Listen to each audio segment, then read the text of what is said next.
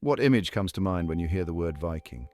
Savage raiders, fearsome warriors, swift to plunder and leave burning coasts in their wake.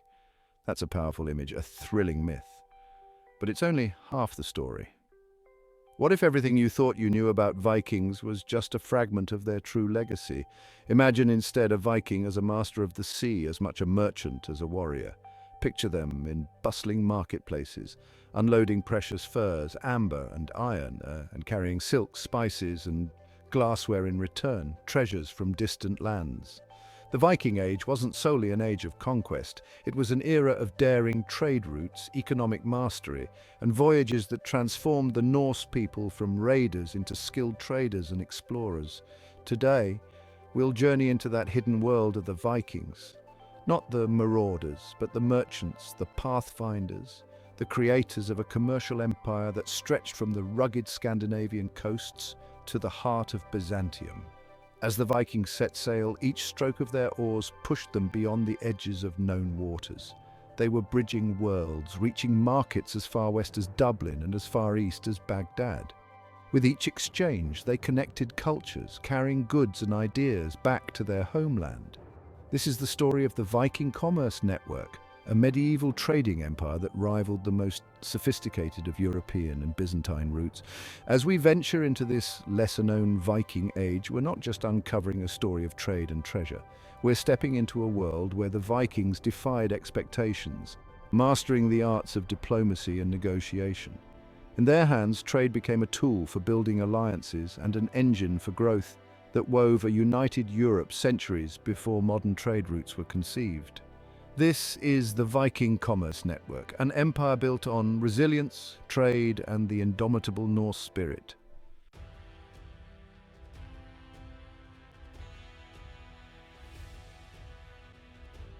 It's one thing to raid and vanish, but it's an entirely different challenge to weave together vast networks of trade that endure.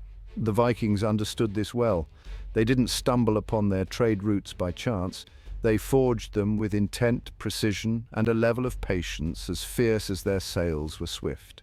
Their empire of commerce was not bound by borders or language, but by the rhythm of the sea and the promise of wealth. Imagine the western routes, stretching from the rocky fjords of Norway and Denmark to the coasts of the British Isles, where Norse longships docked in places like Dublin and York. These weren't just ports, they were centers of Viking life, where Norse traders blended with Celtic merchants and Saxon shopkeepers, creating a vibrant tapestry of cultures, languages, and goods. Dublin wasn't just a city, it was a Norse stronghold, a thriving hub for Viking trade where silver and silk passed hands, a place where the Norse people met with their neighbors, sometimes as allies, other times as rivals. And further east, the adventure continued. Across the rivers of Eastern Europe, the Vikings forged a path that would lead them to Byzantium. This was the legendary route from the Varangians to the Greeks, stretching across the Dnieper and the Volga rivers, through vast untamed lands where they met Slavs, Finns, Turks, and Greeks. Finally, they reached Constantinople, the heart of Byzantium, a city of grandeur and riches, a place that held the Viking spirit captive, with its vibrant markets, gilded palaces, and endless wealth. But the Vikings did more than trade along these routes, they became part of them. In cities like Birka in Sweden and Hedeby along the Danish border, they created centers of commerce that brought the world to Scandinavia. Birka wasn't merely a trading post, it was a gateway, a Viking port that opened Scandinavia to Europe, a market where merchants from the south met Norse traders from the north. And Hedeby, nestled along the crossroads between Denmark and Germany, was a place where goods flowed, where cultures met, traded, and forever left their marks. These were more than places on a map. They were the lifeblood of a Viking empire built not on conquest alone, but on the timeless exchange of ideas and wealth. In a world divided by borders and ruled by empires, the Vikings found a way to transcend them all, building an empire of trade that knew no bounds. This was the heart of the Viking Age, not just in the clash of swords, but in the meeting of cultures, the flow of silver, silk, and spice. In each of these routes and hubs, the Vikings left an imprint, a legacy of commerce and connection that would endure long after the last longship had returned to the shore.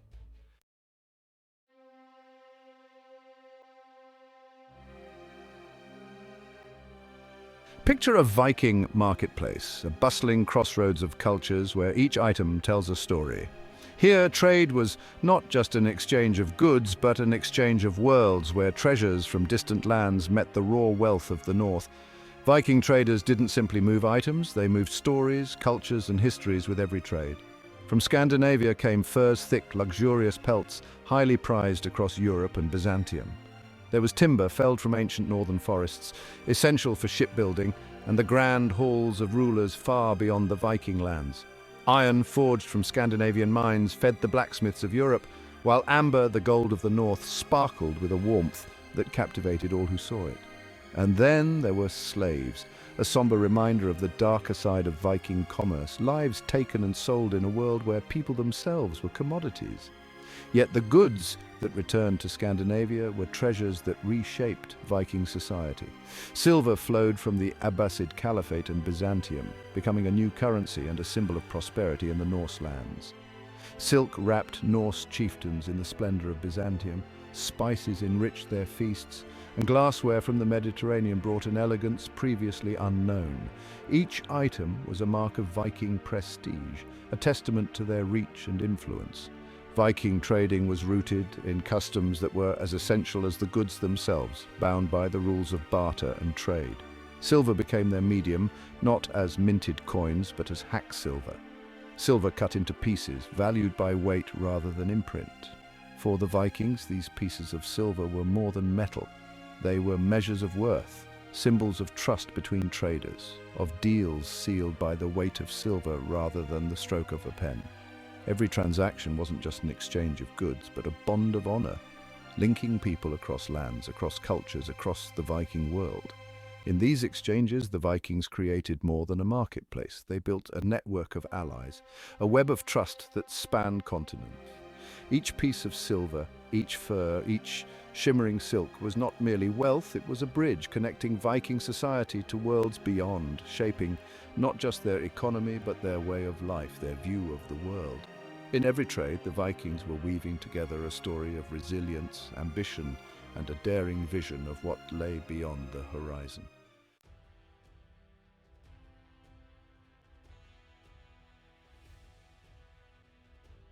The secret to the Viking Empire lay not in their weapons, but in their ships, long, lean, and remarkably swift.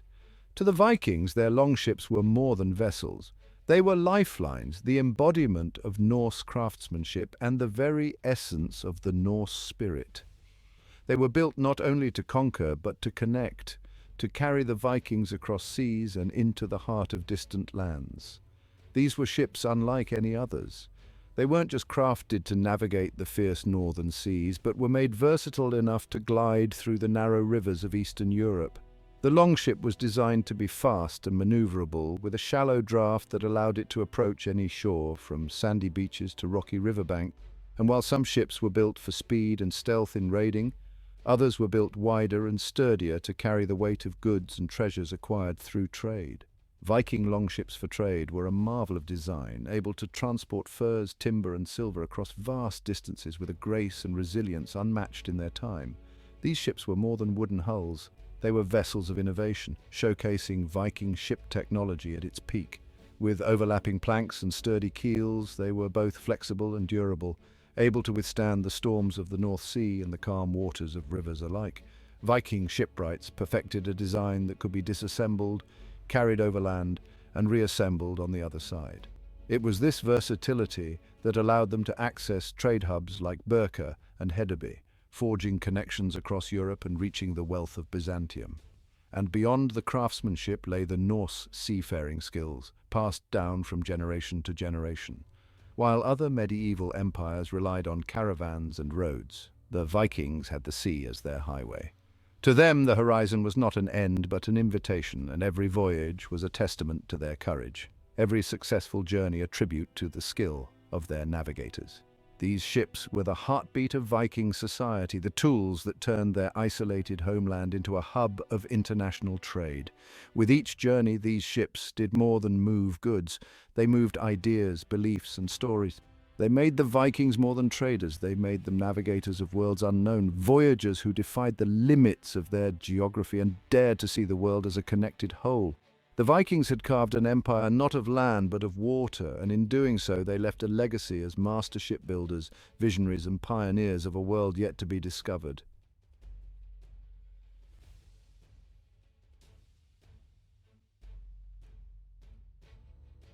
Constantinople, the great city, or Miklagard to the Vikings. It was a place of unmatched splendor where golden domes rose above marble streets, and the scent of spices filled the air. To the Vikings, Constantinople was not just a destination, it was a dream. They had heard tales of its treasures, its beauty and its power, and for those who made the journey it did not disappoint. But the Viking connection to Byzantium went beyond trade. Some Norsemen didn't come only as merchants, they arrived as warriors, joining the elite Varangian guard of the Byzantine emperors. These were Viking warriors who had travelled thousands of miles, pledging their loyalty to protect the empire's throne. To be a Varangian was to be more than a soldier. It was to be a trusted defender of an empire they deeply respected, a position of honour reserved only for the strongest and the most loyal. In Constantinople, the Vikings found themselves in a world far removed from their homeland. Here they walked the halls of emperors, guarded palaces, and became part of the Byzantine story. And in turn, the Norse left their own mark on Byzantium. They carried tales of their adventures back to Scandinavia, stories of markets filled with jewels and spices, of Byzantine mosaics that shimmered like stars, of a city that seemed to be the center of the world itself. But the exchange was not one-sided. Vikings returned with more than silver and silk. They brought with them Byzantine customs and ideas that would leave an enduring imprint on Norse culture. Intercultural exchange took root as Byzantine artistry influenced Norse craftsmen, and Norse warriors brought the discipline of the Varangian guard back to their people. Through their time in Byzantium, the Norse absorbed ideas of art, religion, and politics, integrating them into their own culture in ways that would resonate for generations. The Vikings weren't just raiders or traders, they were cultural intermediaries, bridging the worlds of Byzantium and Scandinavia. Through their influence, Constantinople reached beyond its borders, leaving traces in the far-off north in the craftsmanship, beliefs, and even languages of the Norse. In every corner of Viking society, from the decorations of their homes to the tales told around their hearths, Byzantium left its mark. And in every corner of Byzantium where Norse warriors stood guard, the legacy of the Vikings lived on.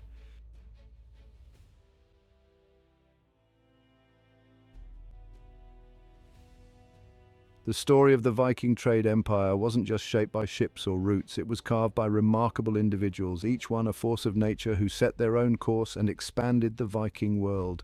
These figures weren't mythical heroes, they were real men who reshaped history, each with a legacy that reached far beyond their time. First, there was Eric the Red, a man as fierce and unyielding as the lands he explored. Known for his fiery spirit, Eric was not just an explorer, but a visionary. Though famed for his journey to Greenland, his ambitions extended beyond raiding and settlement. He was a trader at heart, seeking out new resources and establishing new connections. Eric opened a pathway that others would follow, planting the seeds for Viking expansion in lands yet unseen. Then there was Harald Bluetooth, a king who understood that unity was the key to prosperity. In his time, Harald united Denmark and parts of Norway, bringing together a fractured Viking world and establishing stability. His reign fostered an environment where trade could flourish, and under his rule, places like Hedeby became bustling trade hubs. Harald's legacy was one of peace and order, creating a foundation that allowed Viking trade to grow and reach new heights. And then came Sweyn Forkbeard, a name that struck fear and admiration across Europe. Sweyn's ambition led him beyond Scandinavian shores into the heart of England, where he established himself as a force to be reckoned with. His conquests opened new doors for Viking trade, creating connections with the English kingdoms and integrating Viking influence into the fabric of British society. Sweyn's legacy wasn't just in his battles, but in the lasting economic ties he forged between Scandinavia and Europe. These figures were more than conquerors. They were architects of a Viking empire built on more than might. Through their ambitions, they transformed Viking society, connecting Scandinavia to the wider world, laying the groundwork for a trade network that was as enduring as it was vast. Each one of them pushed the boundaries of Viking influence, carrying the Norse legacy into lands far from their homeland. and establishing a heritage that would be remembered for generations.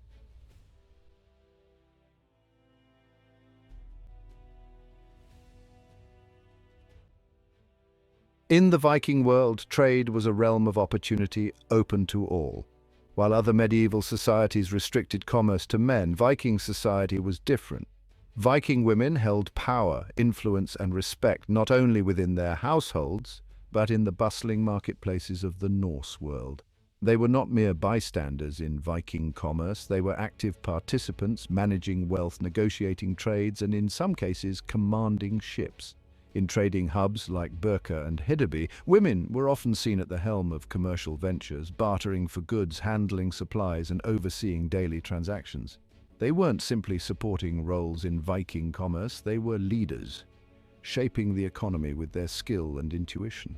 These Viking gender roles reflected a society that valued capability over convention, where the worth of a person was measured not by their gender but by their contribution. And this freedom wasn't just cultural, it was strategic. By allowing women to take part in commerce, Viking society doubled its reach, creating a system where trade could thrive, whether men were away on voyages or at home. Viking women became symbols of resilience and adaptability, embodying the Viking spirit not only in the marketplace but in every part of society. The wealth generated from trade also introduced a new social class within Viking culture, merchants whose influence came from their economic prowess rather than noble birth. This Viking economic status allowed traders, both men and women, to hold positions of respect and power within the community. In a world where social standing was often rigid, the Vikings created a space where wealth could elevate individuals, allowing commerce to be a path to prestige. In the Viking world, trade was more than an exchange of goods. It was a testament to a culture that valued independence, skill, and resilience. And in this world, Viking women weren't just supporting figures. They were active, capable agents of change, standing shoulder to shoulder with men in the marketplaces and trade routes that defined their era.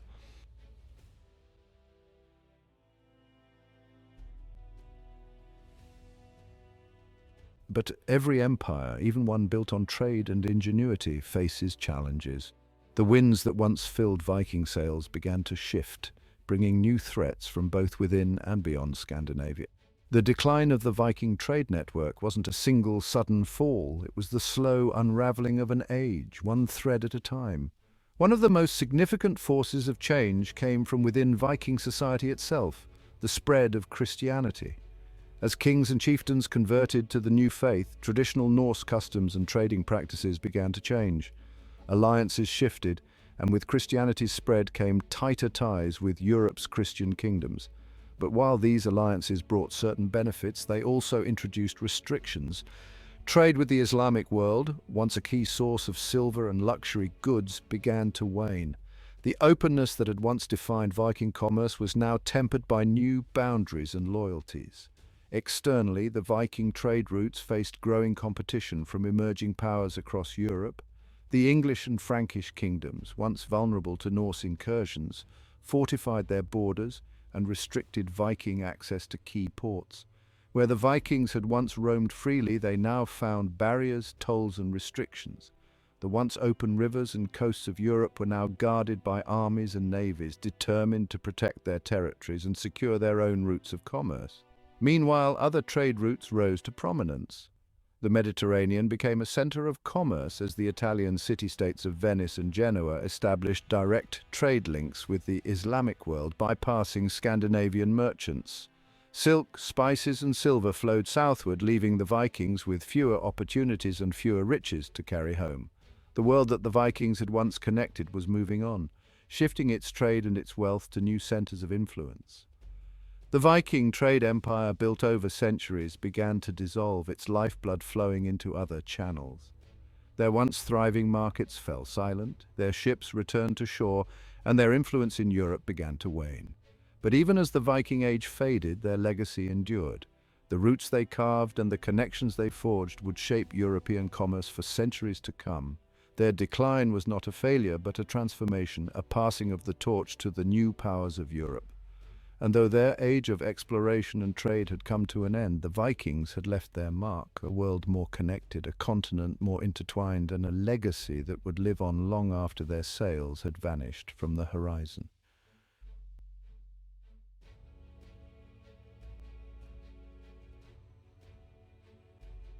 Though the Viking Age came to an end, the influence of their trade empire continued to shape Europe, woven into the history of its cities and the patterns of its commerce. The Viking commerce network may have faded, but its legacy lived on in the routes they established, the cities they influenced, and the goods they exchanged. Archaeologists today uncover fragments of that vast network in the most surprising places. Abbasid coins unearthed in Sweden, Byzantine glassware along Norwegian shores.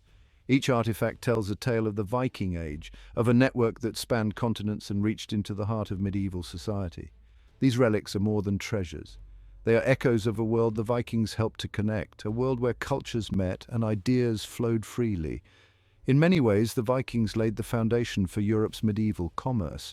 Their trade hubs like Hedeby and Birka inspired the growth of markets across the continent, places where goods from distant lands could be exchanged and where cultures could meet on common ground. Viking economic practices, such as the use of silver and hack silver, shaped the financial systems that later European societies would adopt. In a time when power was often built on conquest, the Vikings had shown that influence could be wielded through trade. Perhaps most enduring was the cultural legacy of the Vikings, the way their influence seeped into European art, religion, and language. Through their interactions with the Byzantine Empire, the Islamic world, and the cultures of Eastern Europe, the Vikings absorbed and shared ideas that would leave a lasting mark on Scandinavia. Norse society was transformed, enriched by foreign influences that became part of their own heritage. The craftsmanship, beliefs, and symbols they encountered would echo in their art, their rituals, and their stories. In a sense, the Vikings created an invisible empire, one that didn't rest on land or borders, but on the flow of ideas, goods, and people. This empire left no walls, no fortresses, only connections that endured and routes that remained open even as the Viking longships returned to shore. The Vikings had changed Europe not only through battle, but through bridges they built with trade and trust. And so, as we look back on the Viking commerce network, we see them not only as fierce warriors, but as pioneers of a connected world. Their story is not just one of adventure and conquest. It's a story of resilience, of cultural exchange, and of a vision that dared to reach across seas.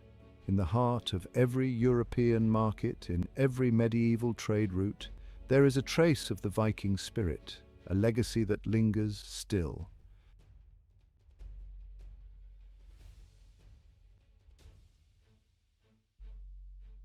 As the Viking Age slips into history, we find ourselves looking at a people far more complex than the raiders and warriors of legend.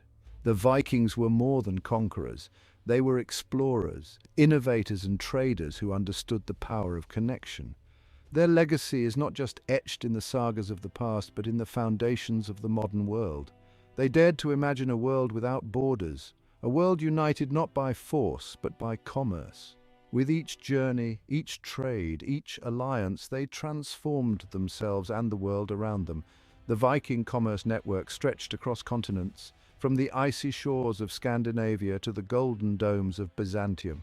It was an empire not of the land, but of influence, woven through the waters of the north and into the heart of medieval Europe.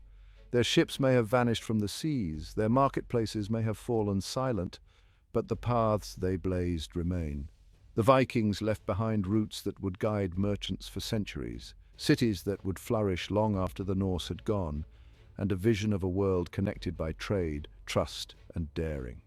They showed that commerce could be as powerful as conquest, that influence could be wielded without a sword, and that even the farthest reaches of Scandinavia could touch the world. So as we close this story, we leave with a reminder that the Viking Age was not just an age of raids, but an age of resilience, exploration, and connection. They dared to dream of a world beyond borders, and in doing so, they helped to create the one we live in today. The Vikings were more than just raiders of the sea. They were pioneers of a world yet to be discovered. And though their sails have vanished from the horizon, their legacy still whispers across the waters, a testament to a people who saw the world as theirs to explore.